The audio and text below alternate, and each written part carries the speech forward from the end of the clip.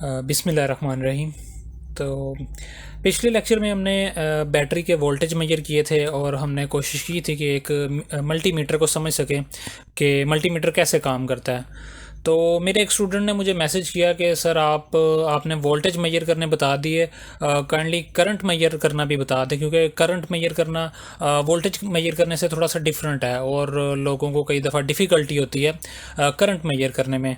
तो बेसिकली देखते हैं कि पिछले लेक्चर में हमने किया गया था और फिर वोल्टेज के बाद करंट मेजर करने की कुछ कोशिश करते हैं। और ये वीडियो बड़ी इंटरेस्टिंग होने वाली है क्योंकि इसमें हम सर्किट बनाने वाले हैं एक, जिसके वोल्टेज फाइंड करेंगे हम और करंट फाइंड करेंगे और एक्चुअल में सर्किट एक बनाएंगे और पावर सप्लाईज यूज़ करेंगे, रजिस्टर यूज़ करेंगे और सर्किट इस दफ़ा इंशाल्लाह बनाएंगे ब्रेड बोर्ड के ऊपर। तो पिछले लेक्चर में जो हमने बेसिकली किया गया था, हमने एक बैटरी ली और इसको हमने एक वोल्टेज मीटर के साथ या मल्टीमीटर के साथ कनेक्ट कर दिया। तो हमने क्या किया था कि वोल्टेज मीटर का जो पॉजिटिव टर्मिनल था वो बैटरी के पॉजिटिव टर्मिनल के साथ अटैच कर दिया और वोल्टेज मीटर का जो नेगेटिव टर्मिनल था बैटरी के नेगेटिव टर्मिनल के साथ अटैच कर दिया और हमें वोल्टेज पता चल गया बैटरी के। अब इसमें अगर एक इंटरेस्टिंग चीज़ लेके आए कि अगर यहाँ पे मैं एक रजिस्टर लगा दूँ,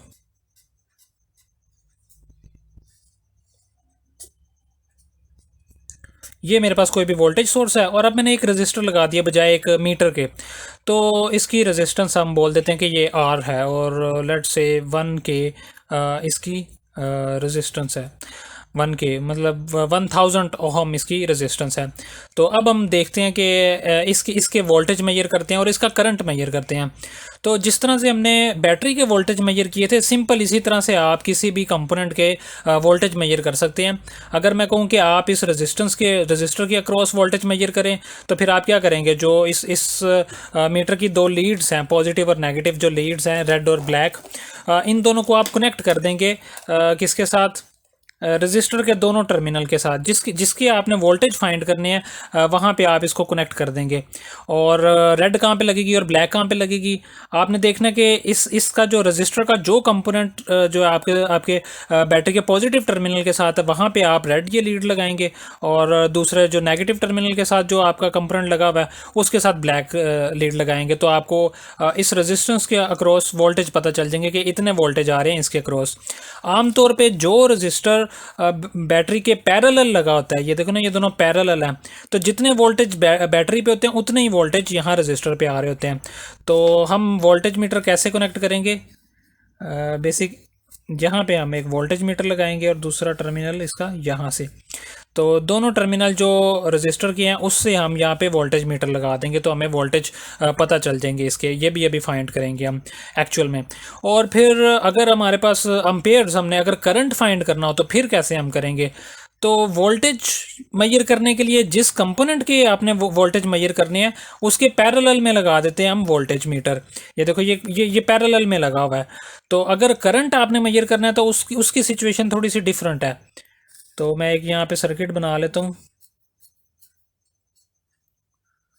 तो अब अगर मैंने इस रेजिस्टेंस के अक्रॉस फाइंड करने के इसमें से करंट कितना फ्लो कर रहा है, यहाँ पे ये मैंने वोल्टेज सोर्स लगाया, तो यहाँ पे आप देखो कि मैंने इसको कनेक्ट नहीं किया आपस में, तो यहाँ पे मुझे लगाना पड़ेगा अम्पेयर मीटर। वोल्टेज मेजर करने के लिए आपको सर्किट ब्रेक करने की ज़रूरत नहीं पड़ती, ये आपका सर्किट कंप्लीट है। आपने सिर्फ वोल्टेज मीटर की लीड्स लगाई और आपको पता चल गया यहाँ पे वोल्टेज इतने हैं, दोबारा आप उतार के इसको रख सकते हो। लेकिन करंट मेजर करने के लिए आपको जिस वायर में से आप फाइंड करना चाह रहे हो करंट के, इस रेजिस्टेंस में से आप फाइंड करना चाह रहे हो ना, तो इसके एक टर्मिनल को आप लगाओगे अम्पेयर मीटर के एक टर्मिनल के साथ और दूसरा उस वायर के साथ जहाँ से करंट आना है। तो इस तरह से करंट इस तरह से मेजर किया जाता है। करंट के लिए आपको सर्किट को ब्रेक करके उसकी जगह पे करंट अम्पेयर मीटर को लगाना पड़ता है और फिर आप करंट फाइंड कर पाते हो इसका। तो अगर आपने करंट भी फाइंड करना है और वोल्टेज भी फाइंड करने हैं एक ही टाइम पे, तो आपके पास दो मीटर होना फिर लाजमी है एक टाइम पे, क्योंकि एक काम कर सकेगा वोल्टेज मेजर कर रहा है तो ये वोल्टेज मेजर करेगा, या करंट मेजर कर रहा है तो करंट मेजर करेगा। और अगर आपके पास दो मीटर हैं तो आप एक ही टाइम पे अम्पेयर भी मेजर कर सकते हो, वोल्टेज भी मेजर कर सकते हो। तो तब आपके पास सर्किट कैसा होगा, तब कुछ इस तरह का आपके पास सर्किट बनेगा।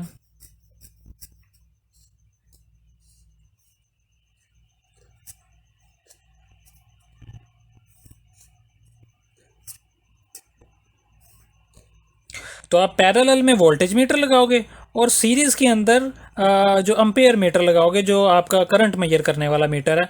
तो बेसिक इस तरह से वोल्टेज और करंट मेजर किया जाता है किसी भी कंपोनेंट के अक्रॉस।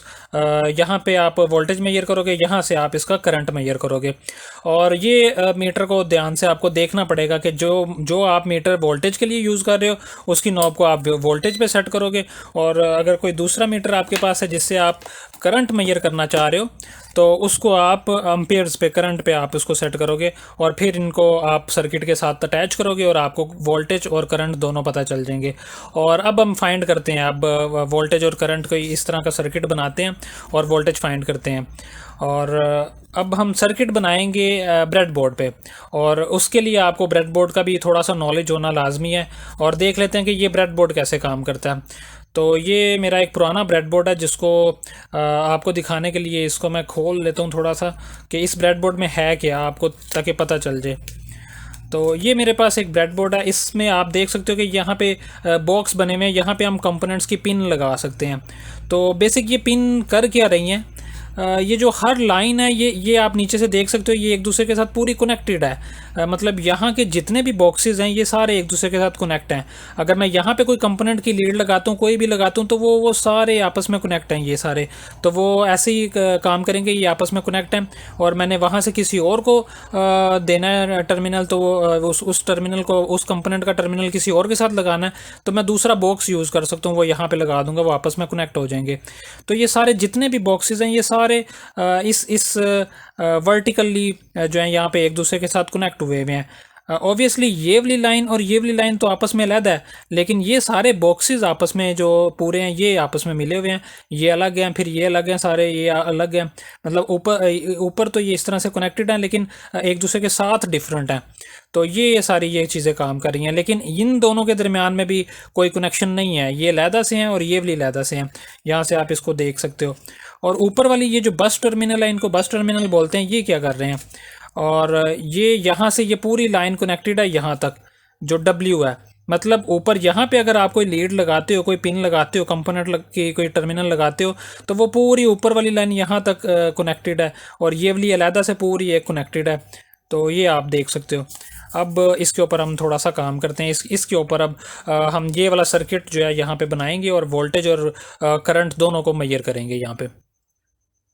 तो सबसे पहले तो आपके पास एक पावर सप्लाई होनी चाहिए, जिससे आप अपने सर्किट बोर्ड को, जो आपका ब्रेड बोर्ड है उसको आप पावर दे सको, करंट दे सको। या आपके पास बैटरी होनी चाहिए, या फिर आपके पास पावर सप्लाई होनी चाहिए। तो ये मेरे पास एक पावर सप्लाई है, ये 4.9 वोल्ट, 4.89 इसके करीब वोल्टेज आउटपुट दे रहा है मेरे पास, और ये मैंने खुद बनाई हुई है।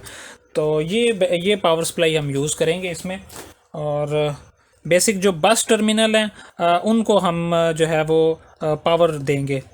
तो मैंने यहाँ पे क्या किया, जो पॉजिटिव टर्मिनल है वो ऊपर वाली बस के साथ मैंने कनेक्ट कर दिया, ऊपर वाले टर्मिनल के साथ। और नेगेटिव टर्मिनल जो है वो नीचे वाले के साथ मैंने कनेक्ट कर दिया। ये पूरी नीचे वाली लाइन एक ही है और ऊपर वाली लाइन एक ही है।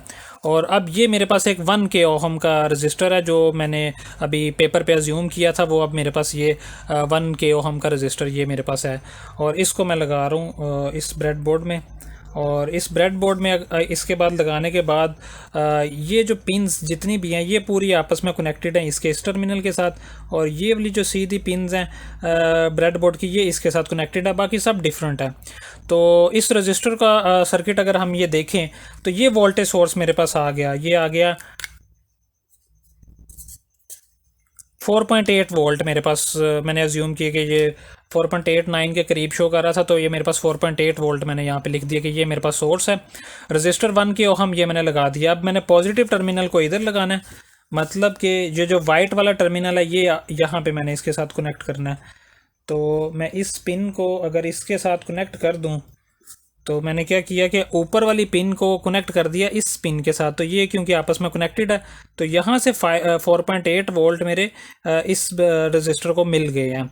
और मैंने दूसरा क्या करना है, इस टर्मिनल को जो है यहाँ पे अम्पेयर मीटर के साथ लगा के, तो नेगेटिव टर्मिनल के साथ लगाना। नेगेटिव टर्मिनल ये है, मतलब ये पूरी स्ट्रिप नीचे वाली जो है वो नेगेटिव टर्मिनल बना हुआ है, तो उसके साथ कनेक्ट करना है।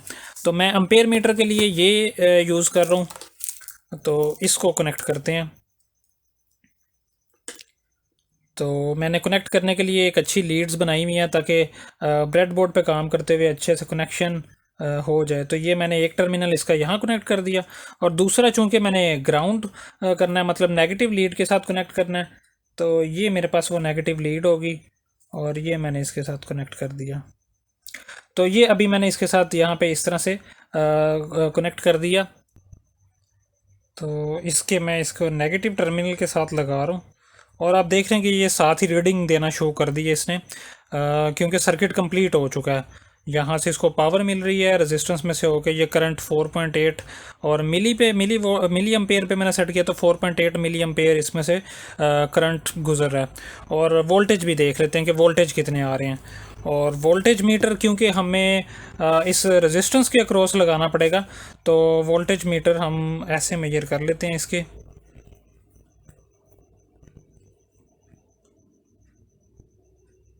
तो वोल्टेज हमारे पास 4.882 वोल्टेज, वही 4.8 वोल्ट जो जितनी वोल्टेज की हमारी पावर सप्लाई है उतने वोल्टेज आ रहे हैं। और करंट भी 4.8 मिली एम्पेयर जो है वो क्रॉस कर रहा है इस रेजिस्टेंस के अंदर से। तो ये बेसिक इस तरह से हम इस केस में तो ये इत्तेफाक से दोनों की रीडिंग सेम आ रही है कि करंट भी उतना फ्लो कर रहा है। ये ऑब्वियस था क्योंकि हमारे पास 4.8 वोल्ट का जो सोर्स है, और हमारे पास जो है रेजिस्टेंस जो है वो 4 है हमारे पास 1000 ओहम की, तो 4.8 मिली वोल्ट ही बनता है। इसको अभी हम देखेंगे इसकी कैलकुलेशन से, तो यही वैल्यू आएगी करंट की। और वोल्टेज हमें पता है कि ये हमारे पावर सप्लाई 4.8 वोल्ट जो है वो दे रही है। तो बेसिक इस तरह से करंट मेजर करते हैं। ये मीटर करंट बता रहा है, इसको अम्पेयर पे सेट किया हुआ है, अम्पेयर पे डीसी अम्पेयर। तो ये अम्पेयर बता रहा है कि इतना करंट इस रेजिस्टेंस में से फ्लो कर रहा है, और ये मीटर हमें वोल्टेज बता रहा था। तो अब कैलकुलेशन से देखते हैं कि वाकई कैलकुलेशन से भी क्या यही चीज़ हमें मिल रही है या नहीं मिल रही। तो इसकी कैलकुलेशन से देखते हैं। तो ये मेरे पास 1000 ओहम की रेजिस्टेंस है, और ये मेरे पास 4.8 वोल्ट है। तो आप अगर ओहम ला यूज़ करें V equals to I R, तो रेजिस्टेंस आपको पता है 1000 है, वोल्टेज आपको पता है 4.8 है, तो करंट आप फाइंड कर सकते हैं।